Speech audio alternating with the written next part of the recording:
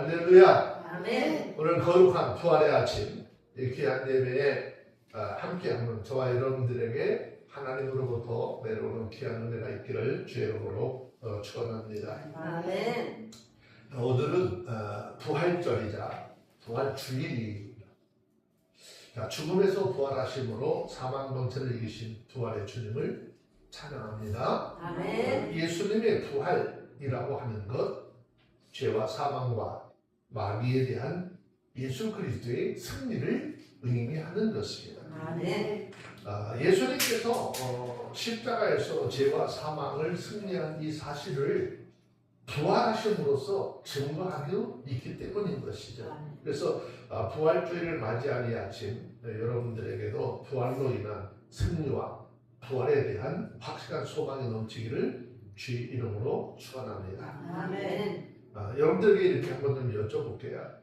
여러분들은 예수님의 부활을 정말 믿으시나요? 아멘. 그걸 왜 물어? 당연한 거를 그렇게 이야기할 수도 있어요. 그렇다면 우리에게도 부활의 은혜가 있을 것을 믿으시나요? 아멘. 네. 저는 이런 생각을 좀 해봤어요. 과연 교회에 다닌다고 하는 사람들이 모두가 다 부활에 대해서 100% 믿을 수, 아니 또 믿고 있을까? 여러분은 100%다 믿고 있다라고 생각을 하시나요? 아멘. 네, 참 이랬기에는 그래서 좋은 것 같아요. 자, 우리가 부활에 대한 확신을 갖고 나도 또한 부활할 것을 믿는다라고 한다면, 이 부활에 대한 믿음과 소망을 가지고 살아간다라고 한다면 삶이나 또는 생각이 달라져야 되겠죠. 그런데 그렇지 않은 것들을 이렇게 보게 되기 때문에 과연 이 사람들이 예수 그리스도의 부활과 그 부활에 갖추어서 우리도 부활할 것을 믿고 살아가는 사람들인가? 우리가 예수 그리스도에게 부활에 대한 소망을 가지고 나도 그렇게 살겠다라고 하는 것은요, 나는 이 다음에 천국 가서 하나님께서 주시는 것으로 누리며 살 거야 라고 하는 고백이거든요. 아멘. 그런데 실제로 땅의 그리스도인들의 삶의 모습을 보면 그렇지 못하죠. 조금 심한 말 같지만 예수를 믿는다고 하기는 하는 것 같은데 하는 행동을 보면 예수 믿지 않는 세상 사람들보다 더 악하게 행동하는 사람들이 많이 있기 때문이에요. 그런데 이런 일은요, 지금 우리가 살고 있는 이 시대만 있었을까? 그렇지 않아요. 초대교회 때에도 동일하게 있었어요. 그게 바로 고린도 교회. 고린도 교회는 사도 바울이 2차 전도 여행 때인 AD 50년에서 52년경에 세워진 것으로 전해지고 있어요.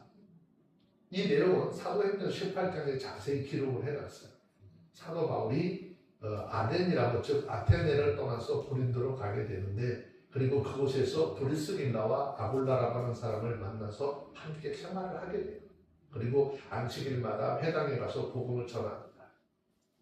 그리고 유대인과 헬라인들에게 예수 그리스도를 증거합니다. 처음에는 반대와 핍박도 받았어요. 그런데 하나님께서 반대와 핍박이 많으니까 여기를 떠나야 되겠다는 생각을 했었을 거잖아요. 근데 하나님께서 사도 바울에게 환상 중에 이런 말씀을 해요. 자, 사도행전 18장 9절 10절.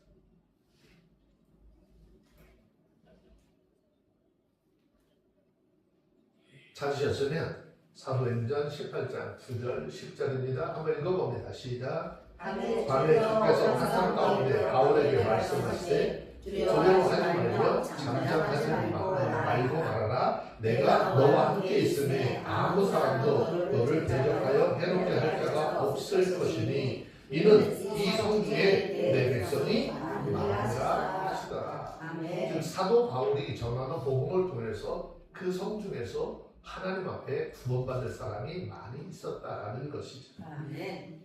사도 바울이 이제 그 말씀을 듣고 순종을 하고 약 1년 6개월 동안 고린도에 머물면서 하나님의 말씀을 철저하게 가르쳤어요.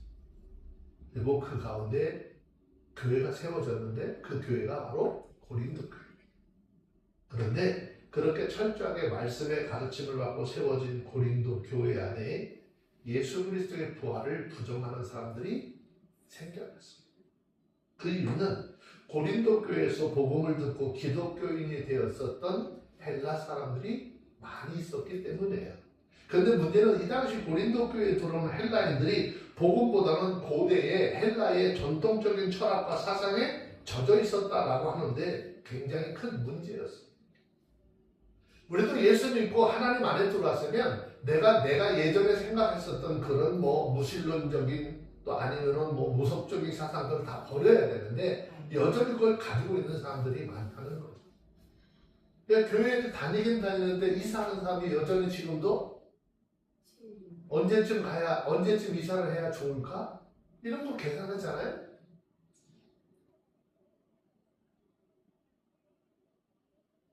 이 헬라 사람들이 가지고 있던 사상들은 영혼 불멸설이라고 하는 사상인데 이 사상은 철학자 플라톤이라고 하는 사람으로부터 시작된 것인데 사람은 죽어서 육체는 없어질 것이고 영혼은 존재에 있어서 아무런 영향을 받지 않는다. 그러니까 여기 조금 잘못 생각하면 구원은 영혼만 받으니까 몸통 안에는 아무렇게 살아도 돼라고 하는 이런 사상과 생각을 가지고 있어요. 이들이 생각하는 사람의 육체는 죽어서 없어질 것이라는 사상인데 이 사상은 기독교와 정반대되는 사상이죠. 우리는 육체의 부활을 믿고 있는 사람들이죠. 아멘. 당시 고린도 교회 성도들 중에 이런 사상을 믿는 사람들이 있었고 이 사실이 교회적으로 굉장히 큰 문제가 되었어요. 자, 그래서 성경 고린도전서 15장을 보면 일부 성도들은 죽은 자의 부활을 부정했다라고 하는 것을 발견을 하게 되는 것이죠. 그 이유는 헬라 철학의 영향을 받았기 때문이라는 거죠. 그리고 현실적인 문제로 죽은 자가 다시 살아나는 것은 불가능해 보였다는 것이죠. 또 그들의 생각 속에는 사람이 한번 죽으면 끝이지 육신은 다 썩고 마는데 어떻게 살아날 수 있겠느냐라고 하는 생각이 그들의 마음을 지배했기 때문이죠.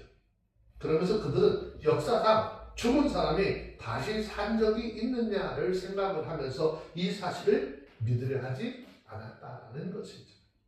그러나 죽은 사람의 부활은요 성경의 기본적 진리인 것이고 아멘. 이 기본적인 진리를 부정하는 자들이 교회 안에 있다라고 하는 것은 교회가 신앙적으로 세워지는데 굉장히 중요한 문제가 되었었다는 거죠. 그래서 사도 바울은 본문의 말씀을 통해서 부활에 대해서 다시 설명을 하게 되는 거예요. 함께 말씀을 살펴보며 은혜를 나누시고 부활에 대한 확실한 소망을 갖고 신앙생활하는 저와 여러분들이 다 되어주시길 바랍니다. 아멘. 많은 사람들이 그래요. 오늘 부활주일인지 다 알아요. 교회를 안 다니는 사람은 부활주일이라는 뭐 먹는 날, 삶은 계란 먹는 날, 그 정도로 다 알고 있고요. 그런데 예수님의 부활을 실제적으로 믿고 우리가 부활할 것을 믿느냐? 그렇지 않다는 거예요.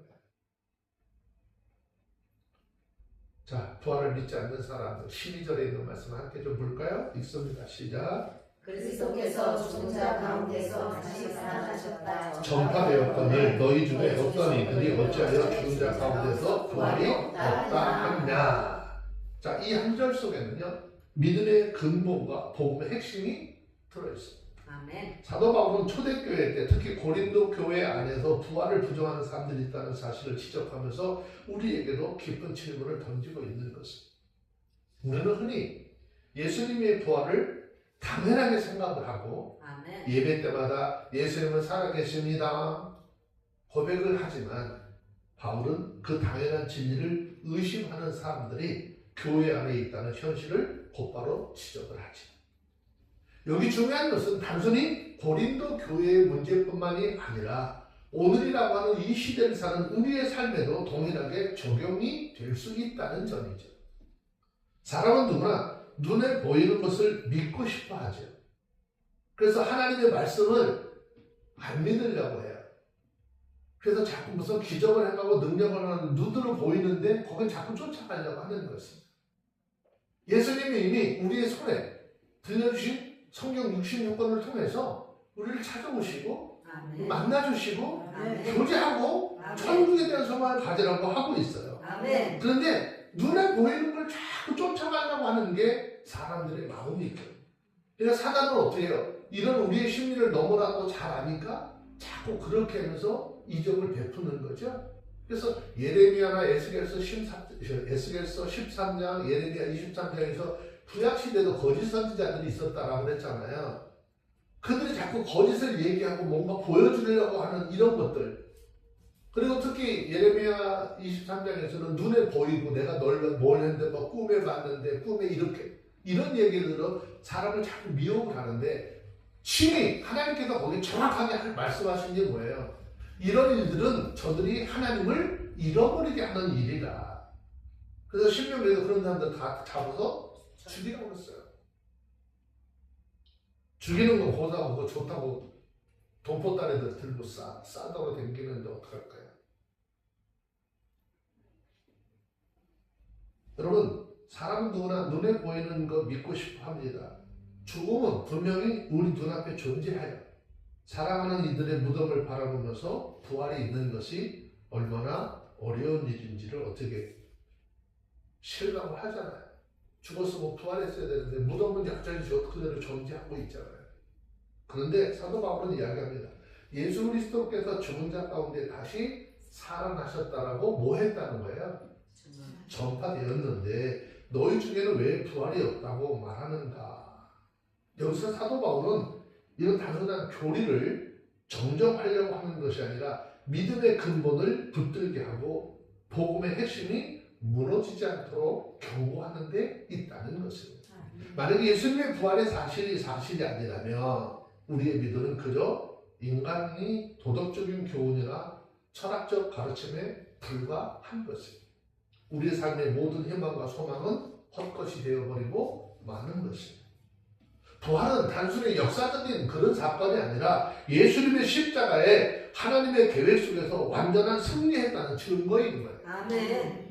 우리 죄와 죽음 앞에서 완전히 자유롭게 될 수 있는 보증이 되어주는 것이 예수님의 십자가에서 죽으시고 부활하신 사건인 것입니다. 아멘. 또 부활을 믿지 않는다라고 한다면 우리들은 여전히 죄의 권세 아래서 하나님과의 관계의 회복도 완전히 이루어지지 않은 상태가 되어버리고 마는 것이죠. 하나님과의 믿음의 관계가 회복되지 않는다. 하나님을 향해서 아버지라 부를 수도 없는 것이고 하나님을 향해서 나갈 수도 없는 것이고 하나님을 향해서 뭔가 구할 수도 없는 것입니다. 사도 바울이 강조하고자 한 핵심이 이것입니다. 부활은 복음의 중심이고 그것이 부정되면 복음 전체가 흔들려 버린다는 뿌리채까지. 우리가 예수님의 부활을 믿는 것은 단순히 신앙적인 선언이 아니라 우리의 삶과 우리의 소망을 완전히 바꾸는 힘이고 능력인 것입니다. 아멘. 오늘 이 말씀은 우리에게 질문을 던지죠. 너희가 부활을 믿고 있는가? 우리의 믿음은 단순히 전통과 습관에 의한 믿음이 아니냐. 우리가 어려움과 죽음을 바라볼 때 부활에 확신하면서 소망을 살아가고 있느냐라고 하는 것이죠. 예전에 한번 그런 말씀을 드렸잖아요. 여러분 예수 믿으시나요? 예수 믿는데요. 예수 뭘 믿습니까? 라는 질문을 던지니까 그 다음부터는 아무 얘기를 안 해요. 여러분들에게도 예수를 믿으시나요? 아멘. 예수 뭘 믿으시죠? 부활을 믿습니다. 부활을 믿는 거예요? 아멘. 여러분 사도신경을 통해서 우리가 예배 때마다 하나님 앞에 뭘 고백해요? 예수님이 이 땅에 오셔서 말씀해 주신 그 오신 예수님이 어떻게 우리 인생들의 죄를 사하시기 위해서 십자가에 매달려 죽으시고 장사되시고 장사된 지 3일 만에 부활하시고 이 땅에 다시 오실 것을 믿는 거잖아요. 아멘. 모든 인생들 아니 그거 날마다 예배 때마다 하는데 뭘 믿냐고 하니까는 대답을 못해? 그럼 여태까지 그들이 예배 때마다 입술로 고백한 신앙 고백은 뭐예요? 제대로 알고 한 거예요? 아니면 그냥 습관적으로 하는 건지.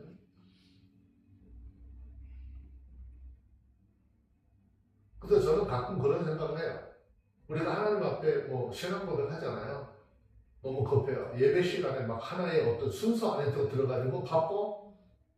어떤 때는 이렇게 빨라지기도 하고 늦어지기도 하고. 난 이 고백은 예배 때마다 천천히 고백하면서 내가 고백하는 그 내용을 우리 마음속 깊이 새기면서 온전한 그런 예수 그리스도를 믿는 믿음으로 좀 바뀌어지는 은혜가 있었으면 좋겠어요. 부활을 믿는 사람은 두려움 속에서도 평강을 누리는 것이고요. 죽음 앞에서도 흔들리지 않는 소망을 갖습니다. 고린도 교회 성도들처럼 우리는 때때로 눈앞에 현실에 흔들릴 수 있지만 사도 바울이 지적하고 있는 것처럼 부활의 진리를 붙들을 때 우리의 믿음은 확고하게 세워질 줄로 믿습니다. 아멘. 오늘 말씀을 통해서 우리 모두가 부활의 진리를 우리 마음속에 깊이 새기시고 삶 속에서 확신과 소망을 갖는 믿음의 사람들이 다 되어지기를 주의 이름으로 축원합니다. 아멘. 자, 13절 말씀 내려가서 봅니다. 읽습니다. 시작. 만일 죽은 자의 부활이 없으면 그리스도도 다시 살지 못하셨습니다. 이 한 구절 속에도 기독교의 신앙의 가장 근본적인 진리가 담겨져 있는 것이죠. 사도 바울은 부활을 부정하는 사람들을 향해서 그 논리의 끝을 정확하게 보여주고 있어요. 만약 죽은 자의 부활이 없다면 단순히 우리 믿음을 흔들리는 것이 아니라 예수 그리스도의 자체, 부활 자체도 어떻게 해요? 없다는 결론에 도달하게 되는 거예요. 예수 그리스도의 부활은 우리 믿음의 근거이고 복음의 중심이잖아요. 아멘. 그래서 우리는 흔히 부활을 좋은 소식으로만 생각할 수 있지만 사도 바울은 여기서 더 근본적인 문제를 지적을 하고 있는 것입니다. 부활이 없으면 우리가 전파하는 복음 자체가 의미가 없는 것이고 우리의 삶 속의 소망도 사라져버리게 될 것이다 라는 것입니다. 예수님의 십자가도 단순히 죽음으로 끝난다고 한다면 그 예수님의 인간의 역사 속에 위대한 스승에 불과했을 거예요. 우리의 죄의 문제를 해결하는 죽음을 이기신 승리자로 인정할 수 없게 되는 것이죠. 사도 바울은 논리적으로 이야기합니다. 죽은 자의 부활이 없다는 것은 곧 예수 그리스도의 부활이 없다는 것을 의미하는 것이고 그리스도의 부활이 없다면 우리의 믿음도 헛되는 것이고 우리는 여전히 죄와 죽음 안에 머물러 있어야 한다는 사실입니다. 이 말씀은 우리에게 근본적인 질문을 던집니다. 우리는 정말 예수 그리스도의 부활을 믿고 있느냐? 우리는 단순한 전통과 습관 혹은 지식에 불과한 것이 아니냐? 조금 전에 말씀드렸던 그런 이야기예요. 수도 없이 예배 시간마다 우리 신앙 고백을 해봤지만 정작 예수의 무엇을 믿느냐? 라고 할 때는 거기에 대해서 질문에 답을 하지 못하는 경우 같은 의미죠. 부활은 단순히 역사적인 사실이 아니라 우리의 삶을 변화시키고 절망 속에서 소망을 주고 죽음 앞에서도 흔들리지 않는 확신을 주는 사건인 것입니다. 아멘. 자, 그래서 성경은 로마서 8장 11절에서 말씀하고 있는데 성경 잠시 한번 볼까요? 로마서 8장 11절.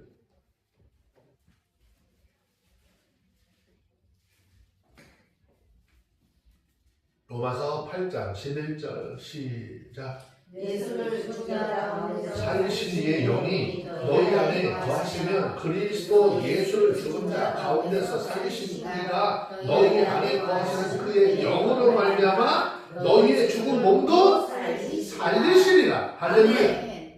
사도 바울은 이 말씀을 통해서 고린도 교회 성도들에게 경고합니다. 교회 안에서 부활을 부정하는 생각이 생기면 믿음의 기초가 흔들려 버리는 것이고 복음의 능력 자체가 약화될 수 있다라는 것입니다. 오늘날 우리의 역시도 삶 속에서 부활을 잊고 세상 문화와 현실에만 집중을 하게 되면 비슷한 위험에 빠질 수 있다라는 거예요. 그러나 바울은 우리에게 확실히 알려주고 있습니다. 예수 그리스도께서 살아나셨기 때문에 우리의 믿음은 헛되지 아니하고 우리의 소망은 살아있는 것이고 우리의 삶 속에서 진정한 승리와 평강을 누릴 수 있다라는 것입니다. 아멘. 여러분 오늘 이 말씀을 우리의 마음속에 새기는 그런 은혜가 있기를 바랍니다. 부활이 없다면 우리의 믿음의 의미는 잃어버리는 것이고요. 모든 소망은 헛되겠지만 그리스도께서 살아나셨기 때문에 우리는 소망과 확신 가운데 살아갈 수 있는 것입니다. 아멘. 우리의 믿음과 삶이 그 부활의 진리를 붙들고 어떠한 어려움 속에서도 흔들리지 않는 굳건한 신앙으로서는 우리 모두가 되어지기를 주의 이름으로 축원합니다. 아멘. 자, 14절 말씀해 보세요. 14절 말씀에 부활이 없다면 모든 것이 다 헛되고 만다라는 얘기를 했는데 읽습니다. 시작. 그리스도께서 만약 다시 살지 못하셨다면 우리의 전파하는 것도 헛것이요 또 너희의 믿음도 헛것이라 그랬어요. 자, 사도 바울이 앞서서 고린도전서 15장 12절과 13절에서 부활이 없다면 그리스도도 살아나지 못하실 것이다 라고 하는 논리를 펼쳤고, 이제 14절에서는요 그 결론을 더욱더 분명하게 나타내고 있습니다. 이 말씀은 단순히 역사적인 사실의 부재를 지적하는 것이 아니라 우리 믿음의 근본과 교회 사역의 전체를 의미를 아주 뒤흔드는 강력한 경고의 말씀인 것이죠. 만일 그리스도께서 살아나지 않으셨다면 바울과 다른 사도들이 전한 복음 자체가 아무런 의미가 없는 것이죠. 그들이 목숨을 버리면서까지 전한 복음이 무슨 의미가 있겠어요? 그 복음을 듣는 우리 믿음도 우리의 신앙도 헛것이 되고 마는 것이죠. 그리스도의 부활은 복음의 능력과 신앙의 확실성을 담보하는 근본적인 토대인 것입니다. 아멘. 부활이 없으면 십자가의 의미마저도 다 상실되어 버리고 죄를 시험하고 죄의 사함을 받고 새로운 삶을 살아갈 수 있다는 소망도 사라지는 것이죠. 그래서 사도 바울이 여기서 굉장히 단호하게 말씀을 선포하죠. 우리의 전파가 헛되고 믿음도 헛되고 우리는 삶의 모든 희망을 잃게 된다라고 하고 있습니다. 오늘날 우리의 삶에도 이 말씀이 동일하게 적용이 되고 있습니다. 예수님의 부활을 단순한 역사적인 사건이나 상징적인 이야기로 받아들이는 순간 우리의 신앙과 우리의 삶은 방향을 잃어버리고 흔들릴 수밖에 없는 것이죠. 우리들이 고난과 절망, 죽음을 바라볼 때 부활의 진리를 붙들지 않으면 흔들리는 것은 당연한 것이에요. 그런데 사도 바울은 예수 그리스도께서 살아나셨음을 강조함으로써 복음과 믿음의 의미를 분명히 하고 있는 것입니다. 아멘. 여러분, 부활이라고 하는 것은 단순히 그냥 좋은 소식이 아니라 우리의 전 삶과 사역을 어떻게 살아있게 하는 힘인 것이고요. 아멘. 우리의 신앙이 헛되지 않음을 보장하는 사건이라는 거예요. 아멘. 우리가 전하는 복음은 단순히 인간의 이야기, 교훈, 가르침이 아니라 살아계신 예수 그리스도를 증거하는 것이고 아멘. 믿는 자들에게 영원한 천국에 대한 소망과 그 예수로부터 우리에게 주어진 생명을 주는 능력이 되어지는 것입니다. 아멘. 여러분, 오늘 이 말씀도 오늘 우리에게 주는 그 의미는 대단히 큰 것입니다. 그러므로 이 말씀은 우리의 마음속에 꼭 간직해야 되는 것이죠. 아멘. 예수 그리스도께서 살아나셨기 때문에 우리가 복음을 전파하는 전파는 헛되지 않는 것이고 아멘. 우리의 믿음은 헛되지 않는 것이고 아멘. 우리의 소망 가운데 살아갈 수 있다는 것입니다. 아멘. 우리의 삶과 우리의 신앙이 부활의 확실히 석에 서 있을 때 어떠한 고난과 죽음 앞에서도 흔들리지 않습니다. 아멘. 평강과 기쁨으로 충만하게 될 것입니다. 아멘. 이 부활의 확신을 붙들며 살아가는 이 부활주일날 주님 앞에 나온 저와 여러분들이 다 되어지기를 바랍니다. 아멘. 15절 말씀으로 내려가서 볼게요. 읽습니다. 시작. 또 또 우리가 하나님의 거짓 증인으로 발견되니 우리가 하나님의 그리스도를 다시 살리셨다 증거하였습니다. 만일 죽은 자가 다시 사는 것이 없으면 하나님이 그리스도를 다시 살리지 아니하셨습니다. 아멘. 자, 이 구절에서 부활을 부정했던 사람들의 논리를 이제 막 결단하는 거예요. 마무리를 해서 보여주는 강력한 메시지죠. 자, 고린도전서 15장 11절부터 14절까지는 우리 부활이 없으면 그리스도의 부활도 없고 우리의 믿음과 전파가 헛수고다라고 하는 걸 보았잖아요. 그리고 이제 바울이 한 걸음 더 나아가서 만약 죽은 자가 다시 살아나지 않는다면 우리가 하나님을 증거하는 이 모든 행위가 다 거짓이 된다라고 하는 것입니다. 바울과 다른 사도들이 하나님께서 예수 그리스도를 다시 살리셨다라고 증거했습니다. 우리들은 예수님의 부활을 전하고 그 예수 그리스도의 살아계심을 전파하는 것이에요. 아멘. 그래서 만약에 죽은 자의 부활이 사실이 아니라면 우리가 그렇게 증거하는 그 증거는 단순한 거짓말이 되는 것이고 우리 하나님을 대신에 전한 모든 말과 가르침의 신뢰를 잊어버리게 되는 것이고요. 바울은 여기서 신앙의 책임과 진리를 무게를 우리에게 보여주고 있는 거예요. 신앙의 책임과 그 다음에 진리의 무게가 얼마나 무거운지 사실이 있는 대로 전해야 됐던 그 무게가 얼마나 큰지 부활이 없으면 단순히 믿음의 회력은 사라지는 것뿐만이 아니라 우리가 하나님의 어떻게 앞에 거짓 증인으로 드러나게 된다 그 말이죠. 우리의 삶과 사역, 전도와 설교, 복음을 전하는 모든 행위, 의미를 잃어버리게 되는 것이고 하나님께서 이러신 구원의 역사를 왜곡하는 결과가 될 수 있다라는 것입니다. 여러분 이 말씀 우리가 예수 그리스도의 부활을 단순히 전하거나 고백하면서도 그 진리를 온전히 믿지 않는다라고 한다면 우리들이 전하는 그 증거는 불완전하고 때로는 세상 앞에서 우리의 신앙의 무게도 잃어버릴 수 있습니다. 그래서 사도 바울은 이 말씀을 통해서 예수 그리스도의 부활이 실제적인 사건임을 우리 가운데 확실히 보여줬습니다. 아멘. 자, 사도행전으로 넘어와서 사도행전 2장 24절 말씀. 사도행전 2장 24절.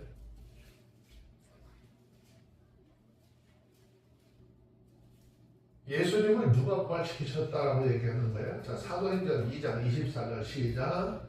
하나님께서 사망의 고통을 풀어 살리셨으니 이는 그가 사망에 매여 있을 수 없었음이라 하면서요. 아멘. 하나님께서 예수 그리스도를 다시 살리셨고 그 사실을 증거하는 우리가 바로 살아있는 증인이라는 것이죠. 아멘.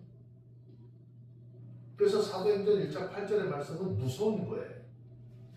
우리 힘으로 되지 않아요. 우리 능력으로 되지 않아요. 그러니까 너희에게 성령이 임하면 그 성령으로부터 확실한 믿음을 가지고 힘이잖아요. 권능. 그죠? 아멘. 그리고 가서 어떻게 사마리아와 땅끝까지로 유대는 물론이고 사마리아 땅끝까지 내 증인이 되라는 거예요. 아멘. 증인이라고 하는 말은요. 순교자라는 의미가 더 크다라고 했잖아요. 복음이 전하는데 이것 때문에 내가 혹시 맞아 죽는 일이 있어도 전에 사람들이 정신 나갔어. 죽일 수도 있잖아요. 근데 그 사건은 실제 사도행전 속에서 스데반 집사가 복음을 전할 때 여기 사람들이 돌로 쳐서 죽이는 역사가 일어나 있잖아요. 우리의 증거와 우리의 믿음은 단순한 인간의 상상이 아니고 살아계신 하나님과 예수 그리스도의 승리를 바탕으로 하고 있다는 것입니다. 그러면 우리가 전하는 복음과 우리의 신앙은요 헛되지 않는 것이고 우리의 삶을 부활의 확신에 아주 굉장히 큰 의미와 소망을 갖게 되는 것입니다. 아멘. 여러분 오늘 이 말씀이요 우리 머릿속에 꽉 새겨야 되는 것은 부활이 없으면 우리가 전파하는 이 전파, 복음 전파, 증거는 거짓이 되지만 예수 그리스도께서 살아나셨기 때문에 우리는 하나님 앞에서 참된 증인이 되는 것이고 아멘. 우리 믿음은 헛되지 않는 것이고 아멘. 우리의 삶의 소망 가운데 살아갈 수 있다는 거예요. 아멘. 우리는 누가 뭐라고 하든지 다시 오실 주님을 기다리는 거예요. 아멘. 소망하는 거예요. 아멘. 그리고 그 주님이 오시는 그날 아까 찬송가 우리 168 주님 오시는 나팔 불 때 우리 이름을 불러주시라. 아멘. 그때 이름을 불러줘. 여러분 대학교나 아니면 회사를 입사하는데 합격자 명단에 딱 이름이 딱 서 있으면 어때요? 옛날에 여러분 그거 많이 봤잖아요. 지금은 잘 안 나는데 옛날에는 뉴스 모 대학교 그 뭐 대학 학생들 발표할 때 카메라가 가서 촬영해가지고 뉴스에 나오잖아요. 그 명단에 합격자 이름에 들어있는 사람은 펄쩍펄쩍 튀고 막 엄마랑 아빠랑 끌어안고 난리를 치고 있는데 거기 없는 사람은 어떻게 해요? 거기에 푹 서있고 한쪽에서 쓴소리 가든지 담배락을 붙들고 울고 있는 모습들이 옛날에 많이 보였잖아요. 근데 저는 그 모습이요 지금도 생생한 거예요. 그럼 만약에 주님 모시는 그날에 애들이 시험을 보면서 나는 분명히 뭐 할 거야? 나는 이 학교 합격할 거야 라고 하는 당당함을 가지고 했잖아요. 근데 결과가 나오지 않았어요. 얼마나 슬플까. 근데 대학은 재수를 하고 삼수하고 사수에서도 들어갈 수 있잖아요. 근데 우리 주님 오셔서 우리를 천국 들어가는 거는 재수할 수 없어요. 주님 오시는 그 시간에 끝나는 거예요. 모두가 다 철석같이 내가 지금 예수 믿는 이곳, 내가 예수를 믿는 이 믿음을 통해서 나는 천국 갈 거야 그런데 그날에 주님께서 나 너 몰라? 마태복음 7장에서 얘기하는 게 그거잖아요. 성경 속에서 굉장히 무서운 것들을 우리에게 이미 말씀하셨어요. 그러니까 우리가 예수를 믿는데 온전한 믿음과 온전한 신앙으로 예수를 믿는 여러분들이 좀 되어주시길 바랍니다. 아멘.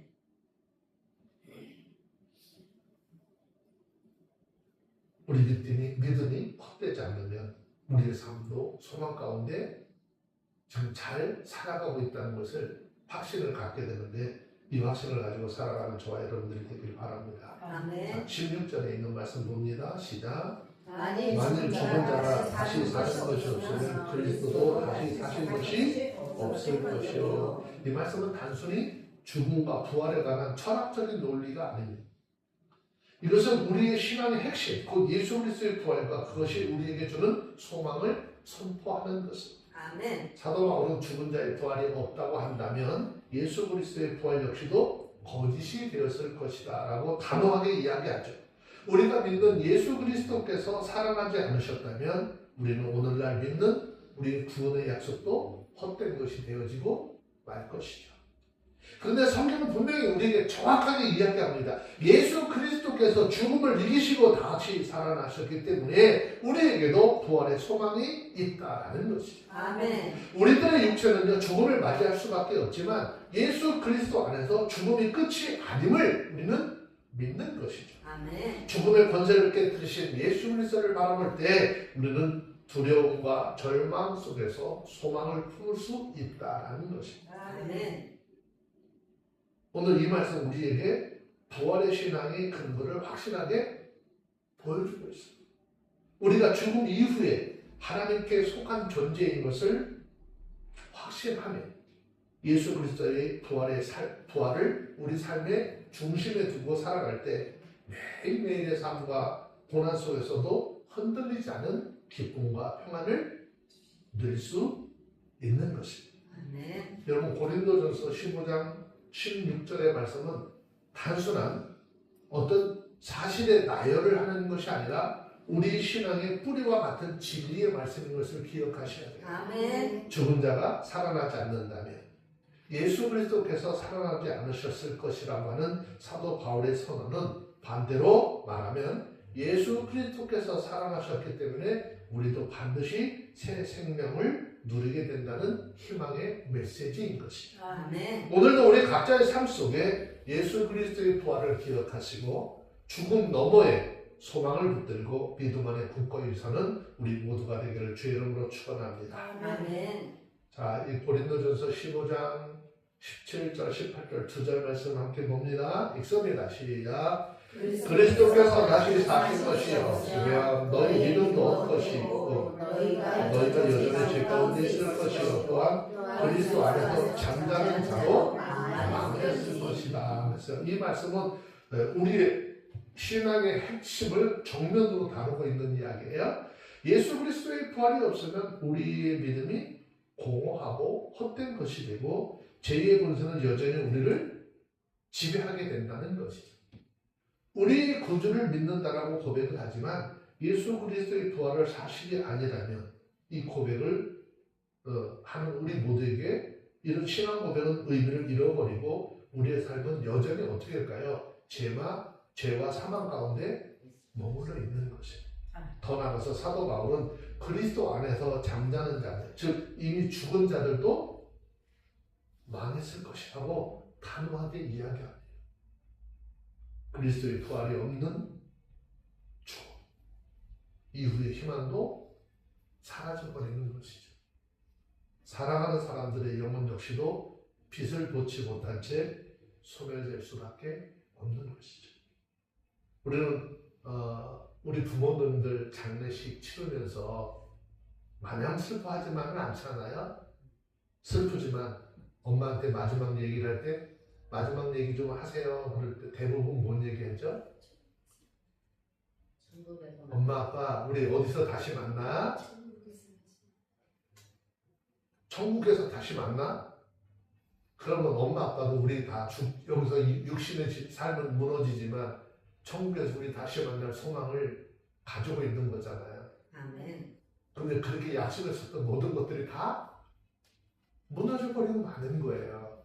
예수 그리스도의 부활을 확신하지 않는다면 그런 거예요. 무엇을 믿고 천국에서 만나자는 거예요?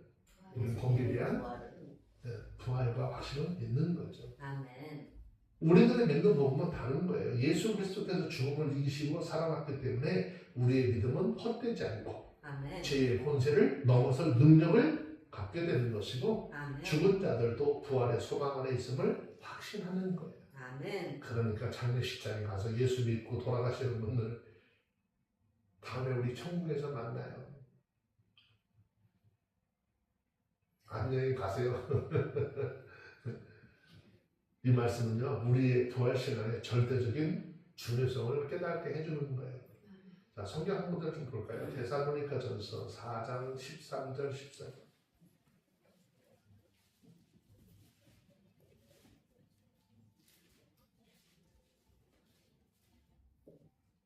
데살로니가 전서 4장 13절 14절 한번 읽어볼까요? 시작. 형제들아, 자는 자를 관하여 너희가 알지 못함을 우리가 원치 많이 하노니 이는 소망이 없는 다른 이와 같이 슬퍼하지 않게 하려 함이라. 우리가 예수에 죽었다가 다시 사심을 믿을진데 이와 같이 예수 안에서 사는 자들도 하나님이 저와 함께 데리고 오시리라. 아멘.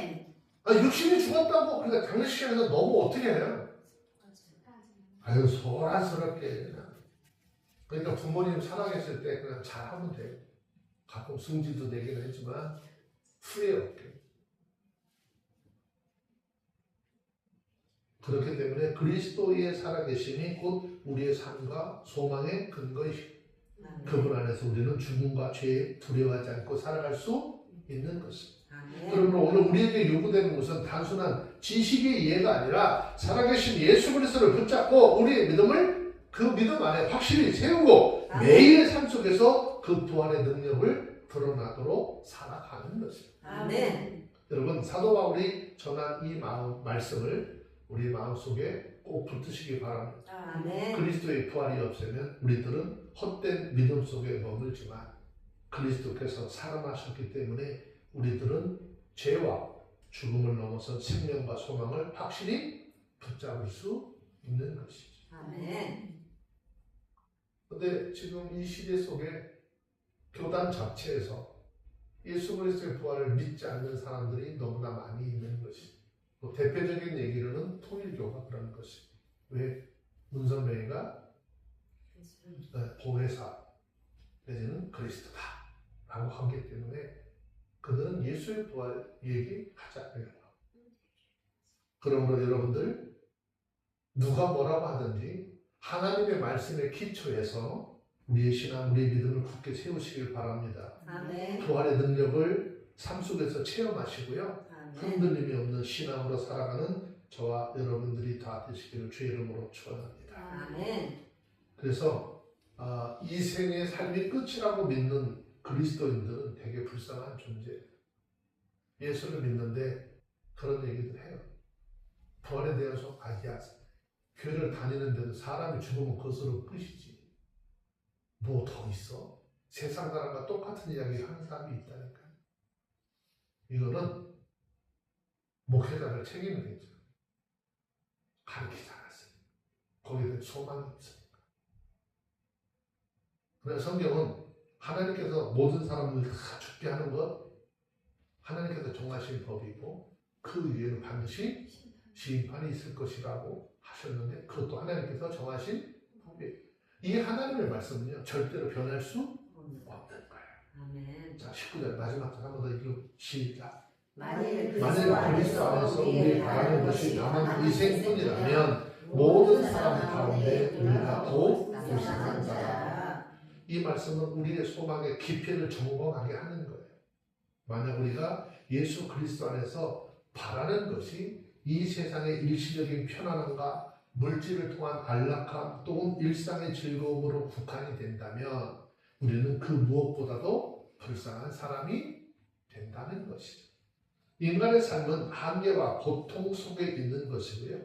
이생의 즐거움과 성취만으로 결코 완전한 만족과 평안을 얻을 수 없기 때문에 잘 생각해 보시면요.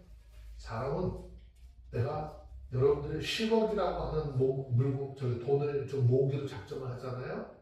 그러면 10억이라고 하는 돈이 딱 채워지면 10억 가지고 있는 사람이 안 없나? 10억이라고 하는 돈이 채워지면 그것으로 만족할까요? 채워야지. 그 다음에 10억이 생기면 완성이 되잖아요. 그러면 또 다른 목표가 생기게 돼요. 그래서 자꾸 더 큰 욕심을 부리고 더 어떤 것을 이루려고 하는 게 우리의 마음의 그런 생각이거든요. 이거는요, 만족함이 결코 아무리 많은 돈을 가지고 있고 많은 뭘 해도 경험이 이거 만족함이 없는 거예요. 대통령이 됐으면 대통령이 된 걸로 만족해야 되는데 또 몇 번 이거 하겠다. 계속 이게 지금 그 이데올로기 사상과 공산주의 사상을 가지고 있는 그런 지금 그 전 세계에 펼쳐져 있는 그런 일들이잖아요. 한 번으로 그냥 족하면 되는데 장기 집권을 하려고 여러 가지 플랜을 짜다가 결국 이제 문제가 일으킨 것들이 지금 뭐 동남아시아, 중앙아시아, 유럽 다 마찬가지예요. 사도 바울은 이게 경고합니다. 그리스도 안에서 소망이 단지 현재의 삶에 머무른다면 우리 신앙은 깊이를 잃어버리고 삶의 어려움 앞에서 흔들릴 수밖에 없다는 것이죠. 그러나 진정한 부활의 소망은 이 땅의 삶을 넘어서 죽음을 이기신 그리스도를 바라보는 것이고 영원한 생명을 기대하는 데 있다는 것이죠. 아멘. 그리스도 안에서 우리의 소망이 단지 이 생을 넘어서면 우리의 삶은 결코 고난 속에서도 흔들리지 않아요. 죽음을 맞이할 때도 두려움이 없습니다. 평안과 기쁨으로 주님 앞에 갈 수 있기 때문에. 여러분, 우리의 소망은 이 땅에 머무는 것이 아니라 부활하신 예수 그리스도 안에서 영원한 생명과 우리 주신 영광을 바라보는 데 있어야 된다는 거예요. 아멘. 그래서 매일의 삶 속에서 뭐 순간적인 즐거움 거기에 매몰되지 말라는 거예요. 왜 매몰이라고 하는 단어를 했느냐? 매몰은 어떻게 되죠? 빠져가지고 못 나오는. 아니 위에다가 콘크리트 쳐버리는 거야. 빠지는 것까지는 괜찮은데 아예 거기서 빠져나오지 못하도록 콘크리트 쳐버려. 그러면 영원히 그 속에서 오늘 주일 아침이잖아요. 운동장 오는데요. 유턴하는 차, 좌회전하는 차들이 직진하는 차선을 다 막아버렸어요. 교통경찰 그거 있으면 뭐 할 거예요? 그래 차가 넘어오지를 못해요. 오는데 전화. 길이 너무 막혀서 밑에 길로 돌았는데 잘못 들었대잖아. 우리 인생의 길은요. 잠깐 오는 이 도로도 길을 잘못 들면 한참 헤매는 거잖아요. 우리 신앙은요. 목표와 길이 정확해야 돼요. 아멘. 예수를 향해서 하나님을 향해서 예수를 통해서 우리에게 주시는 부활의 그런 목적을 향해서 달려가야 하는 것이에요. 아멘. 그래서 우리 매일매일 삶 속에요. 그런 눈에 보이는 것 거기에 매몰되지 말라는 거예요. 예수 그리스도의 부활과 그 안에 주어지는 영원한 소망을 붙들고 확실히 살아가는 저와 여러분들이 다 되어주시기를 주의 이름으로 축원합니다. 아멘. 우리 성경 한 구절 찾아서 읽고 마칩시다. 요한계시록 20장 6절.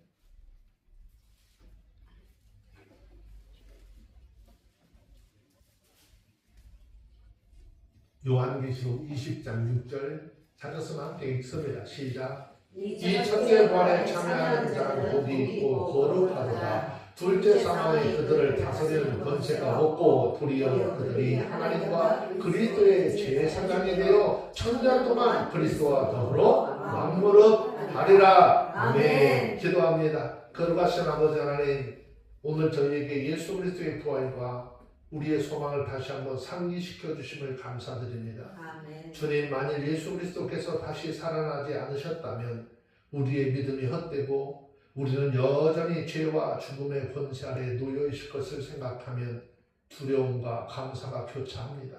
그러나 살아계신 예수님을 바라보며 오늘도 우리가 믿음으로 살아갈 수 있도록 붙들어 주심을 감사드리고 찬양합니다. 아멘. 우리들의 소망이 단지 이 세상의 즐거움과 일시적인 안락에 머무르지 않도록 인도하여 주시고 아멘. 언제나 그리스도 안에서 참된 소망을 붙잡게 하여 주옵소서. 아멘. 우리가 삶의 고난과 시련 속에서 흔들리지 않고 부활의 능력으로 죄를 이기며 평안의 기쁨으로 삶을 살아가게 하옵소서. 아멘. 또한 이미 주 안에서 잠든 이들을 기억하며 그들의 영혼 또한 주님의 영광 속에 안식하도록 맡겨드립니다. 주님, 우리의 믿음이 헛되지 않음을 확신하며 아멘. 부활하신 예수 그리스도와 동행하는 삶을 살게 하여 주시고 아멘. 매 순간 감사와 찬양으로 주님의 영광을 드러내는 저희 되게 하옵소서. 아멘. 오늘 말씀을 우리 각자의 마음판에 새기게 하시고 성령님께서 늘 저희를 도우시고 굳건하게 해 주시기를 바라며